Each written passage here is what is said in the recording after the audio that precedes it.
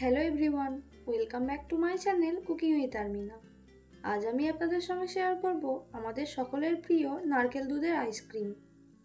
Ice cream খেতে পছন্দ করে না এরকম মানুষ খুবই কম আছে। আমরা সকলেই ছোটবেলায় এই আইসক্রিমটা কিন্তু অনেকবারই খেয়েছি। সেই নারকেল দুধের আইসক্রিমটা আজ আমি আপনাদের সঙ্গে শেয়ার করব। চলুন তাহলে দেখে নিই কিভাবে কম কিছু উপকরণ দিয়ে আর কম সময়ে নারকেল দুধের আইসক্রিম বানানো যায়। এই আইসক্রিমটা বানাবার জন্য আমি এখানে 1 লিটার গরুর দুধ নিয়ে নিয়েছি। এবার গ্যাসের ফ্লেমটাকে হাইতে দিয়ে খুব ভালোভাবে দুধটা ফুটিয়ে নিতে হবে।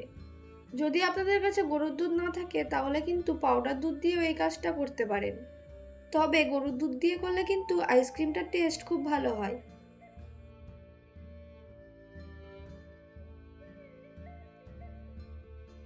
দেখুন দুধটা খুব ভালোভাবে ফুটে গেছে। এখন গ্যাসের ফ্লেমটাকে লো টু মিডিয়ামে করে দিয়ে খুব ভালোভাবে নেড়ে চেড়ে নেব। দুধটাকে খুব ভালোভাবে জাল করে নিয়ে অর্ধেক করে নিতে হবে।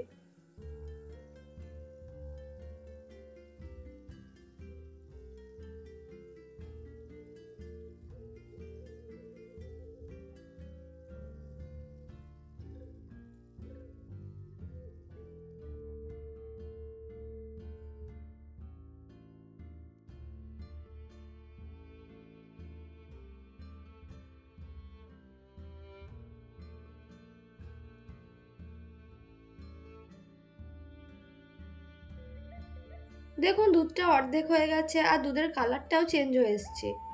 এখন আমি এর মধ্যে হাফ কাপ চিনি দিয়ে দিলাম। মিষ্টির পরিমাণটা আপনারা নিজেদের ইচ্ছা অনুযায়ী ব্যবহার করবেন। যে যেমন মিষ্টি পছন্দ করেন সেই রকম ব্যবহার করবেন।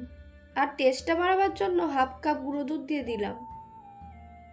এবার এটা খুব ভালোভাবে নেড়ে চেড়ে নিতে হবে। আর অবশ্যই খেয়াল রাখবেন গ্যাসের ফ্লেমটাকে কিন্তু লোতে দিয়ে রাখতে হবে।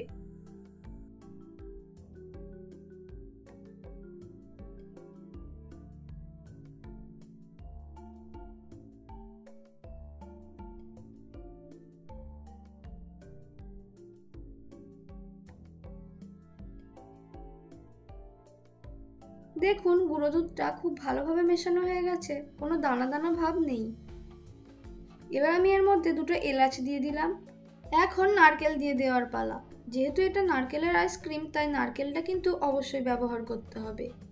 এখন আমি দুধটার মধ্যে 1 কাপ নারকেল কোড়া দিয়ে দিলাম। নারকেলটাও নিজের স্বাদ অনুযায়ী বাড়িয়ে কমিয়ে নিতে পারেন। তারপর সবকিছু আবারও খুব ভালো করে মিশিয়ে নেব।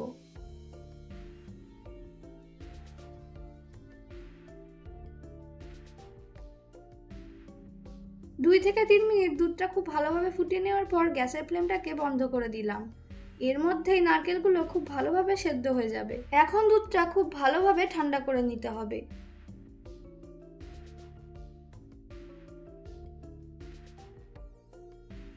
দুধটার ঘনত্বটা আমি আপনাদের দেখিয়ে দিচ্ছি।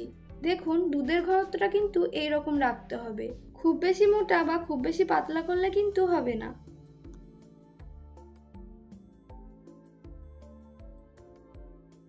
আইসক্রিমটা বানাবার জন্য আমি এখানে হাফ কাপ নারকেল কোড়া নিয়ে নিয়েছি। আর নিয়েছি আইসক্রিমের মোল্ড। আপনারা চাইলে কিন্তু যে কোনো গ্লাসেও এই আইসক্রিমটা করতে পারেন। এখন নারকেলের মোল্ডটার মধ্যে অল্প অল্প করে নারকেলের টুকরোগুলো দিয়ে দেব। তাহলে কাঁচা নারকেলের টেস্টটাও পাওয়া যাবে আর রান্না করা নারকেলের টেস্টটাও পাওয়া যাবে।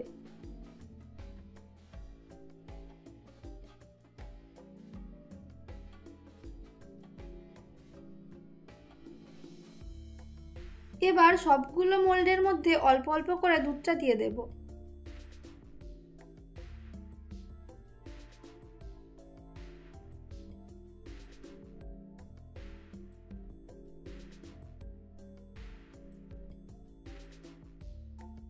এইভাবে সবগুলো মোল্ডের মধ্যে আমি দুধ ঢেলে দিয়েছি। এবার ফয়েল পেপার লাগানোর পালা।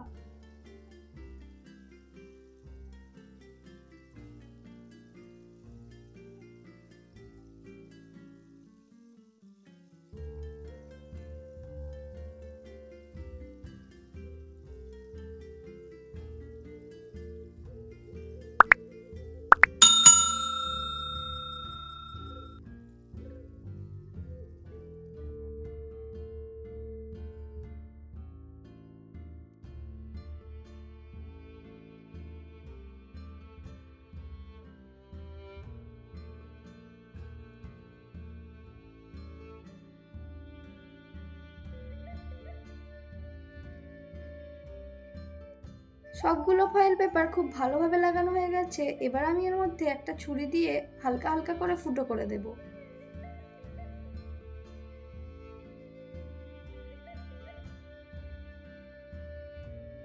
তারপর এরকম আইসক্রিমের কাঠিগুলো ভেতরে বসিয়ে দেব। এই আইসক্রিমের কাঠিগুলো আপনারা যে কোনো মুদিখানার দোকানে পেয়ে যেতে পারেন। এই আইসক্রিমের কাঠিগুলো দিলে কিন্তু আইসক্রিমটা দেখতে পুরোই দোকানের মতো লাগবে। আইসক্রিমগুলো খুব ভালোভাবে সেট করা হয়ে গেছে। এবার আইসক্রিমটাকে ওভারনাইট ডিপ ফ্রিজে রেখে দেব। আপনারা চাইলে কিন্তু 7 থেকে 8 ঘন্টাও রেখে দিতে পারেন। দেখুন আইসক্রিমগুলো আমি ফ্রিজ থেকে বার করে এনেছি। আইসক্রিমটা পুরোপুরি কিন্তু জমে গেছে।